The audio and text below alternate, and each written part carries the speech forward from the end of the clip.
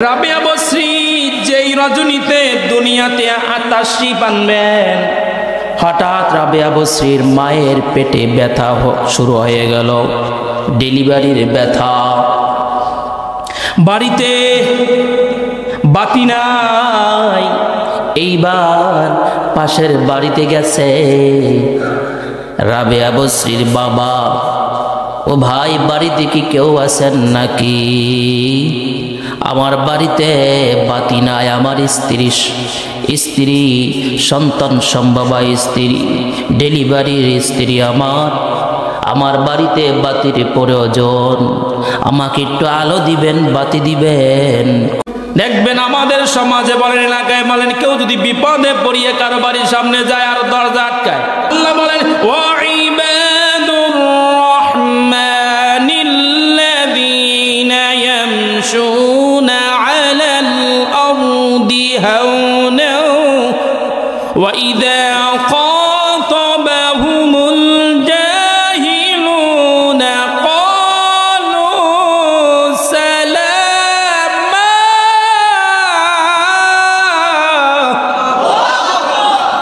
আল্লাহ বলে দয়াময়ের বান্দা ওই ব্যক্তি যে যত ফাসাদ দেখবে ফাসাদকে মীমাংসা করে দিবে, শান্তিদায়ক কথা বলে, ঠিক কিনা?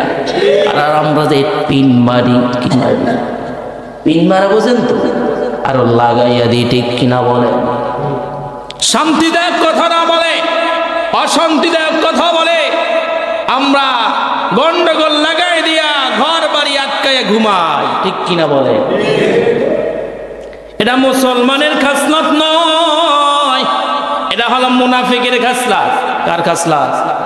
জোরে বলে, মুনাফিকের খাসলত। আমরা সমাজে প্রত্যেকটা বড় ছোট আমরা যদি ওয়াদাবদ্ধ হয়ে যায়, প্রতিজ্ঞা নিই যে সমাজে কোনো ফিতনা ফাসাদ মারামারি করতে দিব না, এটা যদি করি কোনোদিন কি আমার সমাজে মারামারি হবে? কথা বলে নাকি হবে? কখনোই হবে না। এই প্রতিজ্ঞা নিই, কেননা আমি যে খাইলাম লইলাম এটি আমি সুখী না। সবাইকে নিয়ে খাওয়া, সবাইকে নিয়ে শান্তিতে বসবাস করা, এটার নাম হচ্ছে সুখী ফ্যামিলি, সুখী সমাজ। রাবেয়া বসরি বাবা এখনো রাবেয়া বসরি আসে নাই, তিনি তার ওই বাড়িতে গেলেন, বাড়িতে কোনো সারা শব্দ আসলো না। এইবার আল্লাহর আসমান থেকে ইলহাম আসলো, ও আমার বান্দা বাড়িতে যা, তোর বাড়িতে আর বাতির প্রয়োজন হবে না, তোর বাড়িতে এমন রমণী আসতেছে, সেই রমণী সারা দুনিয়া আলোকময় করে দিবে। রাবেয়া বসরি আসে নাই, বাড়িতে আইসা দেখে রাবেয়া বসরি বাবা তার ঘরের ভিতরে আল্লাহর প্রদত্ত বাতি জ্বলতেছে। আল্লাহর প্রদত্ত বাতি, আসমান থেকে একটা হ্যালোজিন ফিট করে দিছে। আল্লাহ যদি দেয় কেউ ফিরিতে পারে? জোরে বলেন। রাবেয়া বসরি তিনি দুনিয়াতে ভূমিষ্ঠ হলেন, হওয়ার পরে কিছুদিনের মধ্যেই তার মাও মারা গেলেন, বাবাও মারা গেলেন। ইন্না লিল্লাহি ওয়া ইন্না ইলাইহি রাজিউন। এবার কি এতিম, এরপরে কি এতিম। একটু আস্তে আস্তে আস্তে আস্তে ছোট মানুষ, বোন, 3 বোনের, আরো কয় বোন? 3 বোন ছিল। কয় বোন ছিল? তিনি হয়েছেন কয় নাম্বার? 4 নাম্বার, 4 বোন। তা বড় যারা আস্তে আস্তে আস্তে আস্তে সবাই যখন বড় হচ্ছে এক একজন, তখন বসরা নগরে, আরব নগরে আপনার রিজিকের অভাব, খাবার দাবারের অভাব, মানুষ খাইতে পারে না, চলতে পারে না। হঠাৎ বসরা নগরে, আরব নগরে মানুষ একা একা সেপারেট হয়ে চলে যাচ্ছে। এভাবে রাবেয়া বসরিরও বোনেরা তারা নিজেরাই চলতে পারে না, বোনকে কিভাবে খাওয়াবে? এক এক বোন এক এক দিকে চলে যাচ্ছে, কারোর সাথে বিবাহ হয়ে চলে যাচ্ছে, কিন্তু রাবেয়া বসরি একা হয়ে গেছে।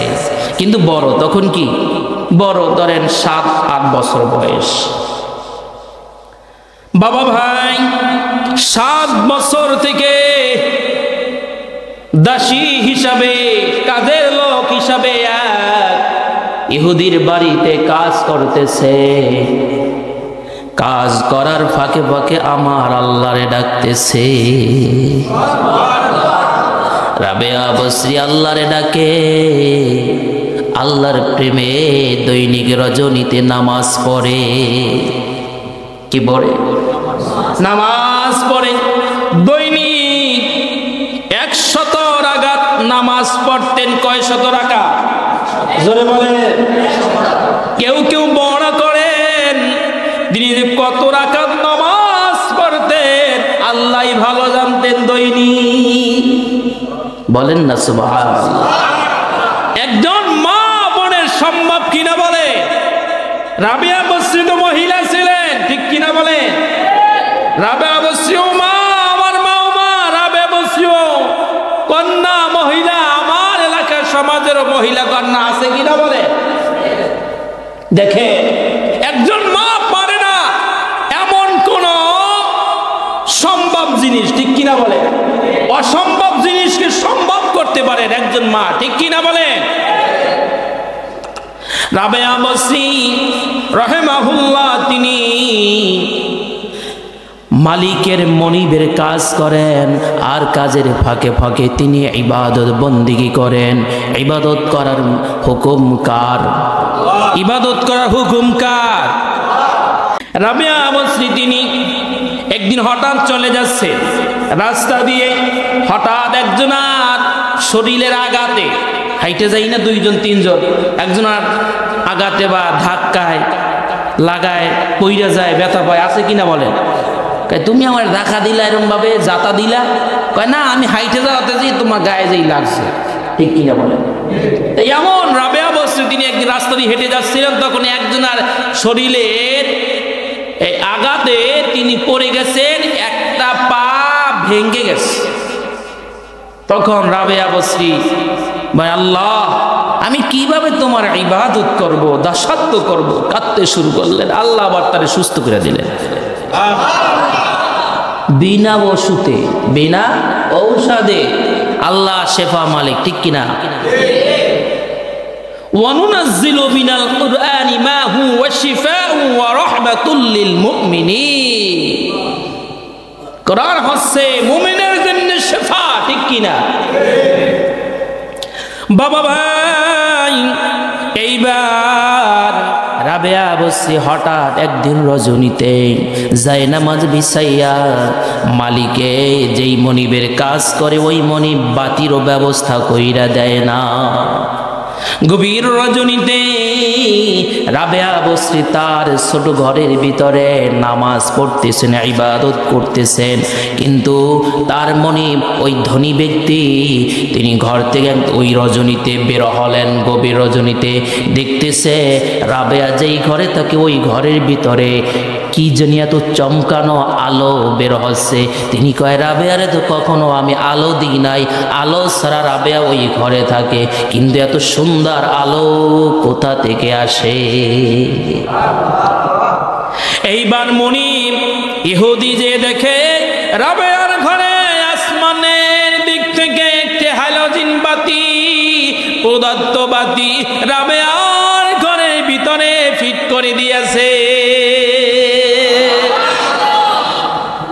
এজন্য আমল করেন, ইবাদত করেন, দাসত্ব করেন, দেখবেন আপনার ঘরটাও আলোকিত হয়ে যাবে, ঠিক কিনা? আমল ছাড়া, ইবাদত ছাড়া, দাসত্ব ছাড়া ঘরের ভিতরে সুখ শান্তি পাওয়া যাবে না, ঠিক কিনা? এজন্য আল্লাহ বলেন, ইয়া আইয়ুহান নাস উবুদু রাব্বাকুমুল্লাযী খালাকাকুম ওয়াল্লাযীনা মিন ক্বাবলিকুম লাআল্লাকুম তাত্তাকুন।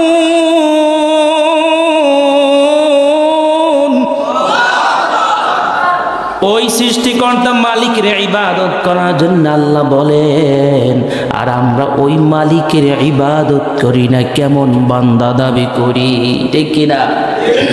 আসুন এইবার রাবেয়া বসরি যখন তার বাড়িতে ঘরের ভিতরে আল্লাহর প্রদত্ত আলো জ্বলল, এইবার মনিব আইসা দেখতেছে, রাবেয়া বলতেছে, আল্লাহ গো, এমন মনিবের বাড়িতে, এমন মালিকের বাড়িতে ঘরে আমি কাজ করি, তোমাকে যেভাবে ডাকার প্রয়োজন সেভাবে ডাকতে পারি না। ও আল্লাহ, তুমি বেজার হইও না, রাগ করিও না, তোমার এই বান্দিরে তুমি মাফ করে দাও। রাবেয়া বসরি কাঁদে, চোখের পানিতে বুক ভেসে যাচ্ছে। আর মালিক আইসা দেখে, আহারে কি অন্যায় না করলাম, একজন আল্লাহর প্রিয় বান্দির মাধ্যমে আমি খেদমত নিতেছি, এটা তো আমি জুলুম করলাম। এইবার পরের দিন সকালে ওই মনিব, ওই মালিক, ওই ইহুদি, তিনি বলে, রাবেয়া তুমি আমাদেরকে মাফ করে দাও, তোমার পায়ে পড়লাম, হাত ধরলাম, তুমি যতদিন আমার বাড়িতে থাকবে আর কাজ করবে না, ততদিন আমরা তোমার খেদমতদার হয়ে যাব। খেদমতের মালিক কে? সম্মানের মালিক কে? ইজ্জতের মালিক কে? জোরে বলেন আল্লাহ। বন্ধুজন ভাই আমার, রাবেয়া বসরি বললেন, না আমি আর তোমাদের বাড়িতে থাকবো না। ইহুদি বলে, তোমার আজাদ করে দিলাম, তোমাকে আর আমরা কষ্ট দিব না, তুমি যতদিন আমার বাড়ি থাকবে, থাকতে পারবে, তোমার ভরণ পোষণ, খাবার দাবার সব দায়িত্ব আমার কাছে। কিন্তু রাবেয়া বসরি আর রইলেন না, তিনি গুহায়, কোথায়? গুহায়, পাহাড়ের গুহায় বসে ধ্যান করলেন, চিল্লা করলেন। আর আমরা ধ্যান চিল্লা করি মসজিদে।